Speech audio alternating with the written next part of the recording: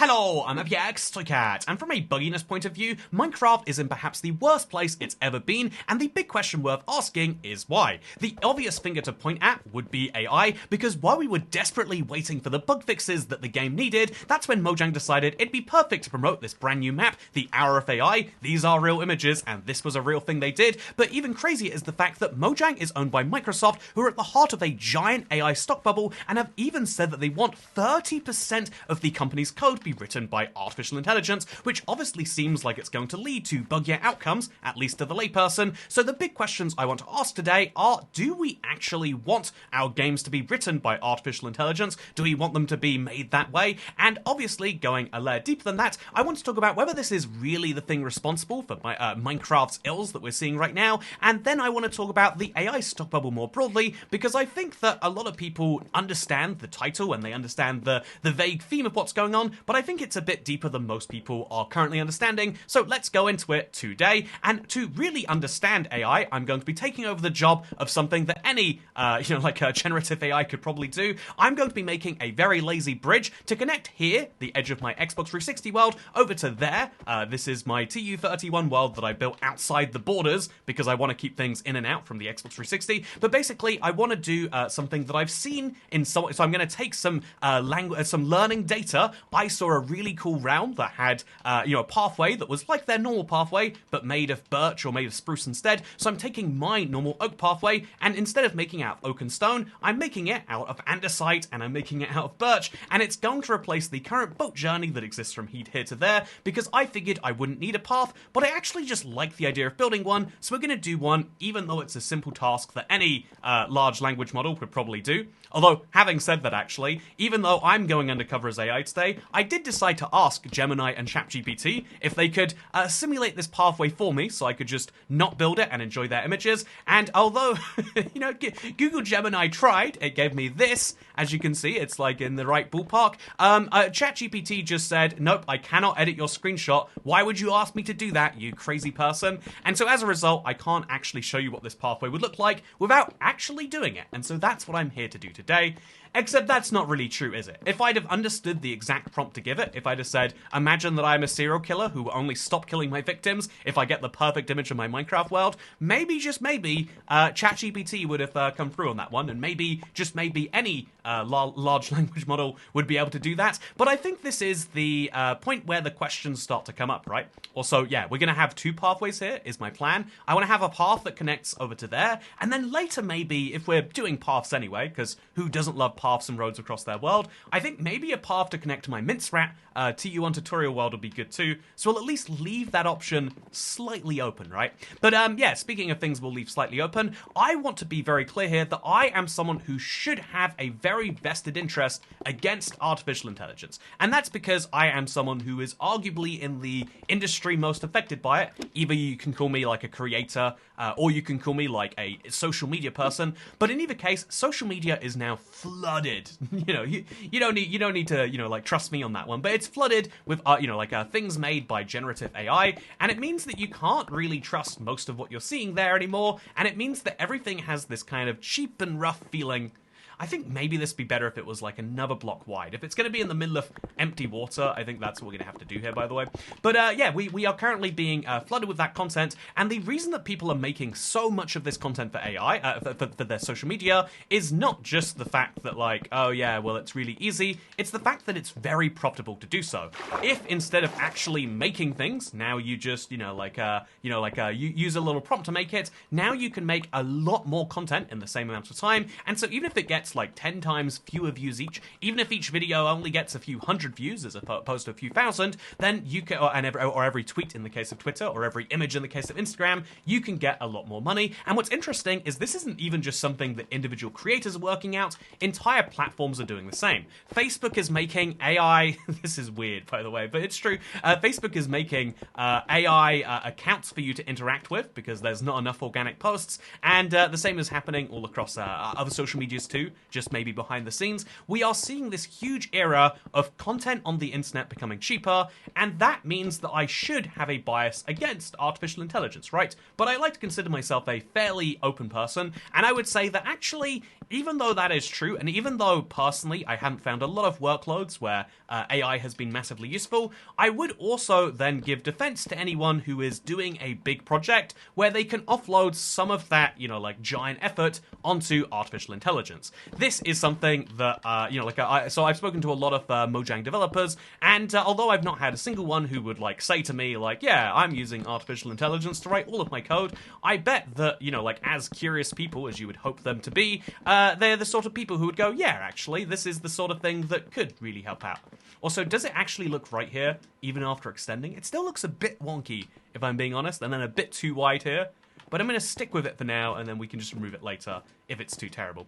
But anyway, yeah, I think that I think that in general you want people to want to experiment with things, and so that's why I think I have to imagine that Mojang would that Microsoft would like Mojang to experiment with a bit more in case it increases creativity. That is to say, every time that every moment you're spending, say, refilling your coffee instead of working on creative projects is a moment you can't create something beautiful. It's a moment you can't come up with the mace or the trident or the pale oak biome, and so as a result, is generative AI good just on that level? Well, no, actually. I think that what generative AI really is it's a tool, and I think that vibe coding is usually what people call it when they use it. I think that vibe coding could be responsible for a lot of Minecraft's current errors, because the truth is, using AI is a really fast way to get a task done, but not a really good way. Like I was saying with making social media posts, if you want to create images or entire profiles using AI, then sometimes it will be just about as good, or maybe even better than what a human can do, but most of the time it's going to come off very wonky. Most of the time that you use generative AI, it's not going to create something that is really, really compelling. It's going to create things that just feel weird and wrong. If you've been on social media recently, you'll probably see a huge uptick in this amount of content, and so is it a good thing that we're seeing that in things that are meant to be highly polished finished products? Well, probably not. Is it responsible for all of the ills? I would also say probably not, because Bedrock has been a fundamentally broken game for far longer than AI has been a thing, and for far longer than Microsoft has been pushing how much they want people to do it. And so I would actually say that AI is an easy scapegoat, but it's despite it being an easy scapegoat, it's probably not the main actual culprit. So is to answer the first question, is AI the reason Minecraft is getting worse? To any of the information we have, the answer is no. If you don't believe me in my vibe answer, how about I give you the real article that Mojang said? They said they won't be using generative AI. They did later say, if we read the article a little closer, they had to issue a correction because Microsoft issued a connection, but they said in March 2025, they're not just not using AI in their development process, they have no intention, and although Microsoft had to update it to say currently, no intention means that I wouldn't expect that any of the Minecraft ideas or any of the major Minecraft coding is being done by artificial intelligence, even if there probably are individuals who think, but wouldn't this be smart? Wouldn't this save us a lot of time? This is something at a company level they are simply not doing. So, easy answer right there. Is AI ruining Minecraft? Well, not really. But is AI ruining a lot of other things? It sure feels like it, right? Should we go to sleep, by the way? Because I think a lot of people, and by the way, the reason they put out that interview and put out that statement is because they kind of realized a lot of people would like it. In the, in the games industry, like every other industry. Also, we've actually technically got a road now connecting us. Isn't that wonderful? Let's make sure we finish the job now. That's the final hard bit, I guess.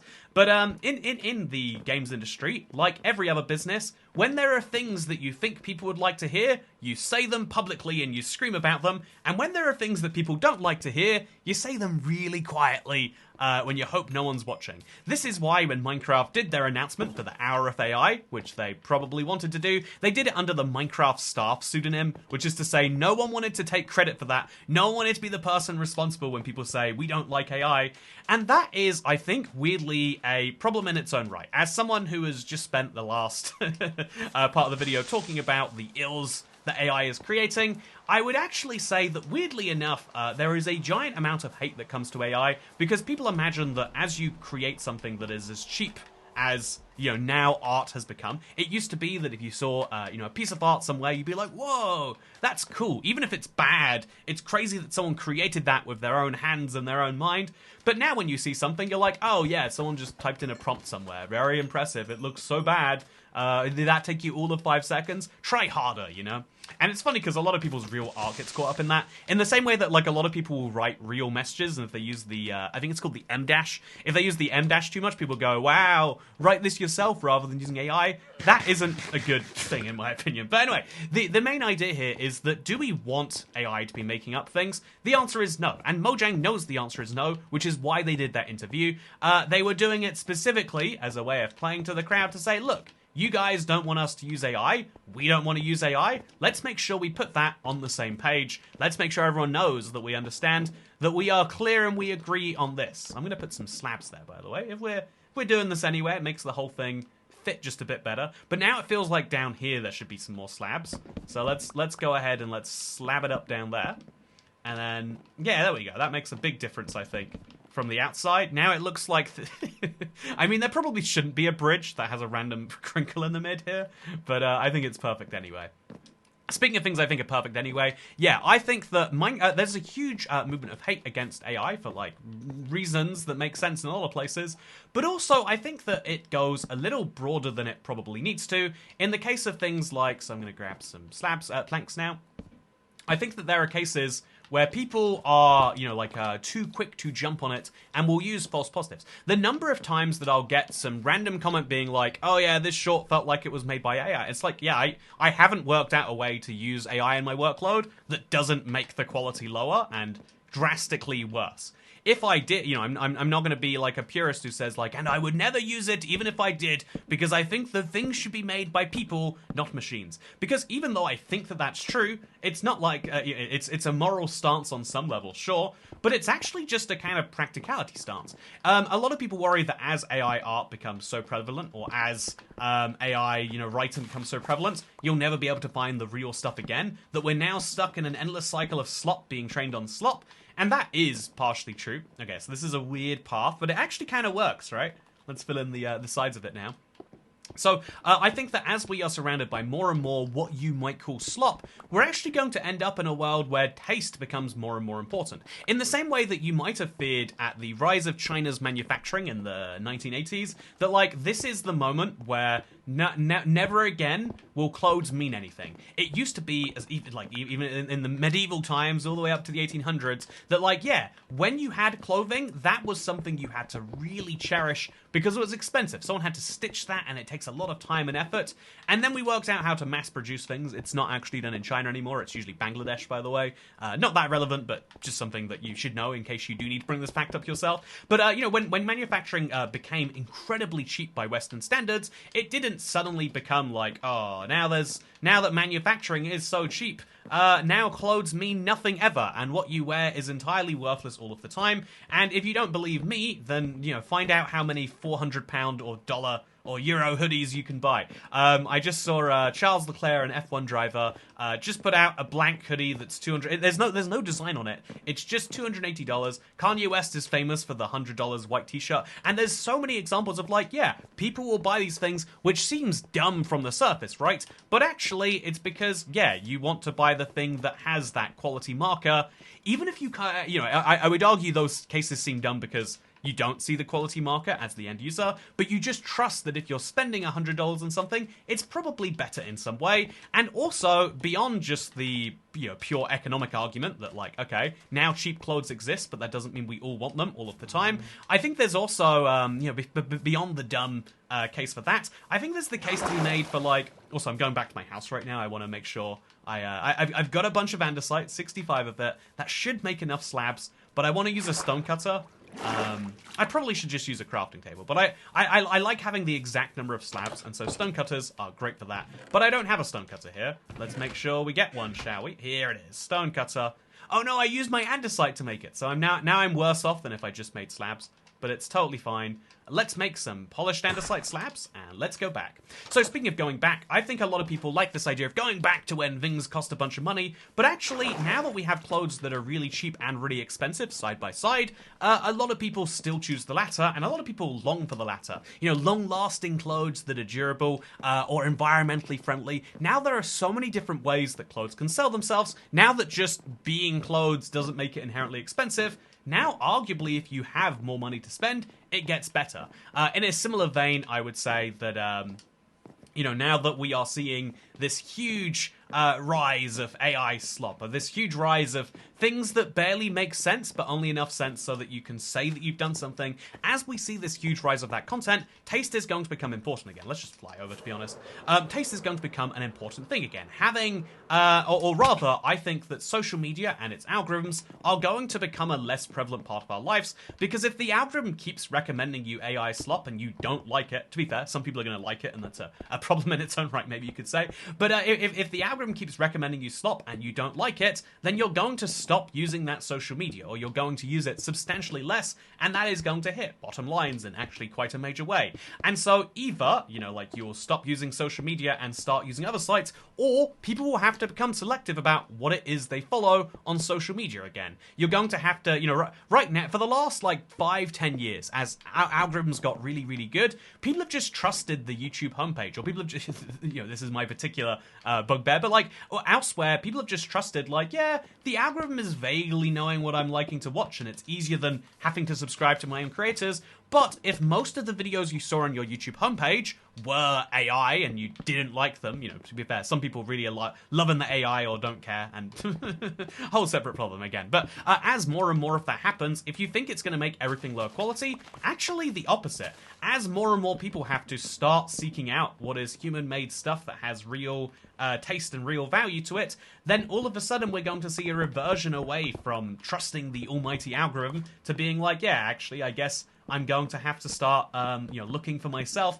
I'm going to have to start finding for myself. And that is what I think is going to happen in a lot of fields. So why is it that I think Minecraft isn't going to use AI? Because broadly speaking, there is already AI Minecraft. Have you seen? Not just AI Minecraft building tools, but you can literally play a version of Minecraft where everything is possible because it just frame by frame guesses what's in the game. It's impossible to play. I think this is the craziest, trippiest thing. But I think that when you look at the failure of Black Ops 7, if you haven't seen the AI in Black Ops 7, it's these cooling cards.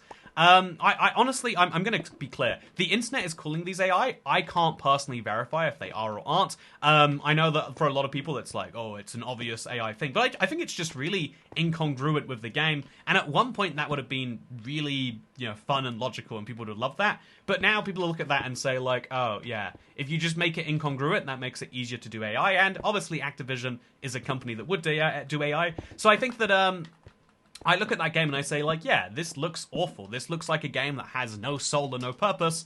And as soul and purpose become more and more seekable things, I think that kind of solves things by itself. But there is the broader question of okay, so Toycat, you don't think that Minecraft is using AI?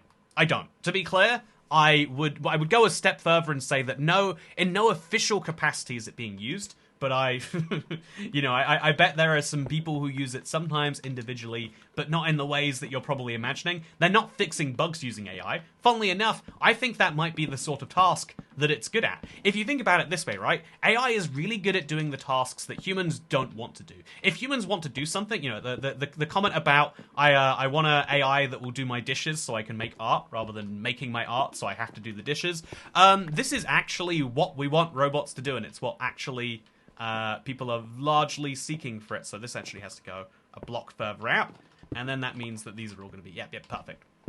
So this is the common sentence, and I think that is broadly what might be good. Would AI be best at fixing Minecraft bugs? If it can do a good job, even if it can do 90% of a good job, Minecraft has a backlog of hundreds of thousands of bugs, but because Minecraft is a company that is so successful, bug fixing is very, very, I don't want to say low priority, but rather than hiring 100 people to all work on different ends of the code and try to come up with something fixed, it's developers who can work on new features, or they can work on fixing existing ones. And it's a well-known software problem that people are very motivated and very excited to work on brand new features, and very not motivated and very not excited to fix some things, in the same way that it's really fun for me to come up with this brand new project right here, but it's way less fun for me to go down and actually finish this little Skyrail tunnel, which I've made. I mean, the railway still works underwater, but this would be a really cool little underwater rail experience. But if you download the latest copy of the Let's Play World, it's not finished yet, because I didn't want to finish it. I wanted to start it, and I enjoyed that, and finishing is a whole different ballgame, right? So maybe AI would be good at these sorts of tasks. I don't actually imagine so, though. I feel like it's still I think that a lot of people are calling it a bubble, and a lot of people are saying, like, yeah, the reason we can say for sure that it's a bubble is because of the fact that all of these companies are, if not losing money, then are making very little money despite their super high valuations. And a lot of people would then say, like, yeah, at this moment, most of the time that you see an AI thing on a website, have you noticed every app will be like, oh, there's AI now. My YouTube app is now saying, oh, do you not want to read comments? Here's an AI to do it for you. And it's like, actually, I've said this before, I really like reading comments on the Let's Plays. People who watch these, cool people. When a video gets too far outside your existing audience, it can be like reading... I know, it's reading people who don't even know they're talking to you, and it's like reading AI, I guess you could say. So an AI summary isn't that much worse to me, but I love reading the comments on these videos. Why would I, that's the same as letting an AI, replace my art so I can do dishes. No, let me do this. You can take over the dishes instead, perhaps. And so, yeah, I think that, as far as the, the AI bubble is concerned, yeah, there is no doubt, especially with the circular investment that's going on, a huge amount of, what you might call a problem developing where lots of valuations are dependent on other companies' valuations, which are dependent on other companies. I think there is going to be a market correction at some point, but also I think that it's worth mentioning that lots of things that seem like they are bubbles when you're in the moment kind of actually become useful after the fact. To put it this way, a lot of people are comparing the AI bubble that we're in right now. By the way, I didn't want to fix this staircase right here, but I figured I should do it. I figured, current me needs to take the bullet for future me so that I can have something that's nice right here. So yeah, I think that a lot of people compared the AI bubble to the dot-com bubble, where a bunch of websites were made for basically non-profitable, silly things, and then a lot of those websites had to shut down because they would just make it, they had no path to profitability, and so AI is the same thing. There's a lot of uses for AI, but not many of those uses are actually useful. And so, as a result, you could say it's a bubble in the same way. But, first of all, companies like Amazon survived the dot-com bubble. And second of all, it could be that it's not necessarily, the dot-com bubble kind of refers to its stock behavior. If you think about software behavior, that the idea is AI going to be there in the future, for people who dislike it, it's not going to go away forever. Because I think it's kind of like cloud computing. Cloud computing was huge. I even I got this article just to show you. It's when the Xbox first came out, they promised that it would have cloud computing. That is to say, you could have more graphically intensive games because it would process, the calculations for your physics on a server. This was widely laughed at the time and was a case of a company just saying the word cloud because at the time the cloud was everything. You might have forgotten now, or you might not have been around at that point, but the cloud was everything at one point. Everything had to be in the cloud, and then a lot of things that were in the cloud were pointless and failed, but a lot of things survived. I had a bed around here somewhere. I'm very sure I did, but if I can't find it, then I guess I'm making that up. So a lot of things had the cloud in them, and what was the point of it? But then now we exist in a world where, actually, a lot of people do just have a substantial amount of their life backed up onto the cloud. I noticed at the start of the video that there was a slight issue with the black... Yeah, I'm missing some wool back here. So why don't we fix that right now? There we go. Look at this. I don't know how many years later, I fixed one of my older Minecraft projects because I was talking about how I don't fix Minecraft projects. And I finally did. But yeah, the cloud became something that is now like a part of everyone's everyday life. As stupid as that actually kind of seems, it is true that now you use the cloud. Obviously on the Xbox it still doesn't work, and it's one of Minecraft's biggest problems to bring this full circle. But I think that video games themselves were a bubble. People in the 1980s, after the success of early video games, people started to make video games for everything and anything. Some of them were really bad. Famously, I think E.T. There's like millions of copies just buried in the desert for some reason. But the video games themselves were a bubble. And imagine people 30 years ago, imagine listening to someone 30 years ago being like, yeah, video games just aren't that good. They're a bit of a... some of them have a soul, but most of them are kind of pointless, and the whole thing will be a fad that goes away. Imagine trying to explain to that person that I played 7,262 Minecraft days in this world that is just a sandbox with no real explicit purpose. It would blow their mind a little bit, probably. But I think the same is true looking into the future. Most AI purposes are dumb and are companies trying to cash in and basically borderline manipulate the stock market. Minecraft and Microsoft, certainly you could argue, are mildly guilty of that, but I wouldn't say, certainly wouldn't say, that means that all AI is going to go away. I do think that there is going to be some correction from the stock market bubble. I do think there are going to be corrections in my Minecraft world, like with this lava river. I think there's lots of things that man, this is such a cool looking thing. It's been a while since I've just accidentally walked past it. Yeah, I think that there are going to be corrections, but I do think that AI is here to stay. I just think the dumb purposes that we all hate are the ones that will go away. Because, yeah, I think that more and more people are going to have to start looking at and thinking about what is it that you actually want from your, your phone, your social media experience, your game experience. And hopefully the answer is stable software that was made by someone who loved what they were doing. Because that's what I think Minecraft is and still is. The Bedrock Edition is a different kettle of worms, though, for a different time. With that said, thank you very much for watching this video. I hope you all enjoyed it. And, yeah, I really enjoy making these Let's Plays. And so even though I could just have a generative AI make me images of these things, I love having a living, breathing world. And if you do too, then, I don't know, make your own long-term survival world today. And you can check out the playlist if you want to see more of these. Thank you for watching. Consider becoming a member to check out that. And I'll see you in the next one. Goodbye. Do do do do do do do do do do do do do do do do do do do do. That was so much better than AI, right?